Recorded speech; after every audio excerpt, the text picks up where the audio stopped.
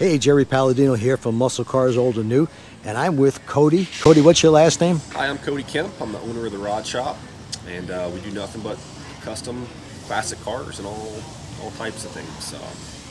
Well, for instance, let's take a look at this Camaro right here. Tell me a little bit about that. So that's a 1975 Pontiac Firebird. Oh, Firebird, okay. When we got it from the body shop, we pretty much had to go through, rebuild suspension, brakes, rear end. We had to replumb everything, rewire everything, install the dashboard. I mean, you name it, we touched on it. It's got vintage air. Beautiful, beautiful car.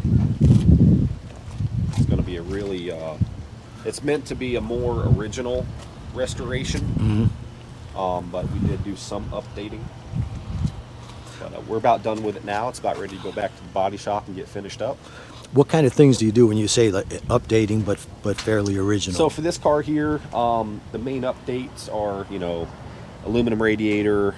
It's got vintage air AC. We went through the whole rear end with a more modern style posi unit in the rear end. That simple stuff on this car. Holley carburetor instead of the factory Quadrajet. Just little stuff like that on this car. But it's meant to be a more original style build. What motor does this have in it? This is a 400 Pontiac with a turbo 350 3-speed transmission. When you're working on a car like this, it's got the 3-speed transmission that, of course, they had for many years. Yep. Do you suggest to people to maybe go with a 4-speed or a more modern transmission so that you could put a better rear end in it or gearing? No, every situation's a little bit different. There's nothing wrong with a 3-speed. The most critical part of a 3-speed is getting the right rear end ratio. So like this car here, it's got a 3.0 gear in it in the rear. So it'll still run down the highway, it'll do everything you want it to do, but that's where a lot of people make the mistake with a 3-speed, is they'll put like a 370 in it, and you really can't do a lot of highway driving because the RPMs will be so darn high. Yeah. So 3-speeds are fine, you just got to have everything right. Great options if a guy wanted to have like an old school transmission that has 4 speeds, like this truck has a 700 R4 in it. And they, in our experience, we see a lot of different cars, a lot of different combinations. Very, very few 700Rs will live a good life. Most of the time, most people ain't happy with them. So what do you do in that case? Really, the best options a guy has is a turbo 400. I mean, that's the tried and true. They're super tough. They work. Or you go something modern like a 4L80 that has to be operated with a computer system. So some more cost involved in doing that. If somebody wanted to invest the money into it, they would be very happy in the end. It's a really good piece. So to go with a transmission like that, then you're talking about an LS swap? No, you can still do it with like this truck has a 427 big block Chevy in it. You can put it right behind that. Oh, really? Yep. You just have to outfit it with a few sensors to pick up on vitals and stuff like that. Could we take a walk around the shop? I see you got what is it, a 70 Barracuda? So that's a 71 Cuda, 440 6-pack car. Wow. We've had a hand in the restoration of it. We had to remove the engine tranny, strip the engine bay, and we sent it off to the body shop. The engine bay got refinished. And then we resealed, painted the 440, went through all that, and then we just installed the engine today. We're working on reinstalling the transmission, getting everything hooked back up for the guy. The man who owns the car, he is doing the work, a lot of the work himself, but we're tackling some of the more heavy lifting items, the more major things. He's going to handle the small stuff. But it's a beautiful car. Yeah. This is a pretty big project we've been working on for a bit. Almost done with it. 66 F100. The owners paid to have it restored, and basically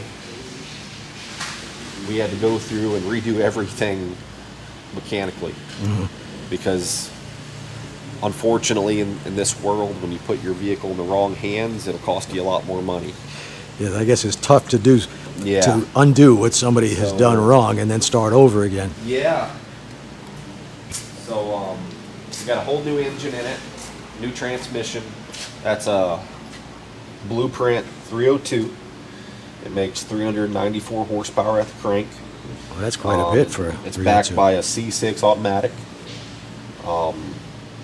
This truck's meant to be simple.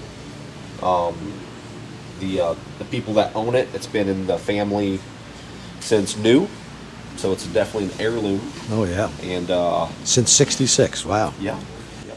Now, I noticed that the prices of Chevys, the square body Chevys, has gone out of sight. Yes. Are these the same way with the Fords, or is it just starting to creep up now? Similar. I don't think they've gone as crazy as Chevrolets, but they're coming up. Everything's coming up, to be honest with you. But this is coming along really good. We're actually getting really close to being done. We'll be firing it up for the first time, maybe tomorrow. But we're happy to get it back on the road for them. These people have invested a lot of money into this truck, and they're finally going to be able to enjoy it once they're done here. Yeah, I bet that's the hardest part for an owner, is getting it and knowing when it's going to be finished. And the people bug the hell out of you with Yes, sir. Yeah, like here at the shop, you know, we're always about 3 months backlogged. There's nothing we can really do about that.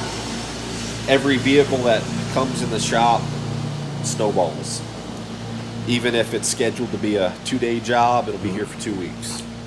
Just because once you get into something, you find more and more. you always find more. It's always more. And then, you know, that slows down the person that's next, and then on and on and Right. on. And then, you know, we're months behind. There's nothing we can do about it. It's the way it's always been. We could have 20 guys here. We would just have the same problem, but worse. Yes, if you want it done right, it's going to take time, like anything else. So we have a really good customer base. You know, everybody, we're lucky enough, everybody will wait for us. Most of the time, we try to get people in as quick as we can and help people out. But yeah, so he does a little bit of 8th mile drag racing with it. 66 Mercury Comet Caliente. It's got a 347 stroker small block Ford with a T5 5-speed manual. They can hold that kind of power? No, but it does. So if you wanted to go with a 5-speed or a 6-speed transmission, but you want it to be enough to, with a 400, 500, or 600 horsepower car, what would you recommend So for you something got to like go that? to a Tremec, either TKX 5-speed or a T56 Super Magnum. That's the 2 options that a fella would want nowadays. What's the price range on those? $3,000 to $4,000 for the transmission, but they will hold up. This T5 in this car, if you really were to drive it hard, it would not last long. That's the T5 is what they put in the Mustang GTs from up to what, 93. 93? So this engine and the transmission are all from the Fox Body Mustang. I see. That's where it came from. So Oh, you got to show me that 57 Chevy outside. yeah, go check that out.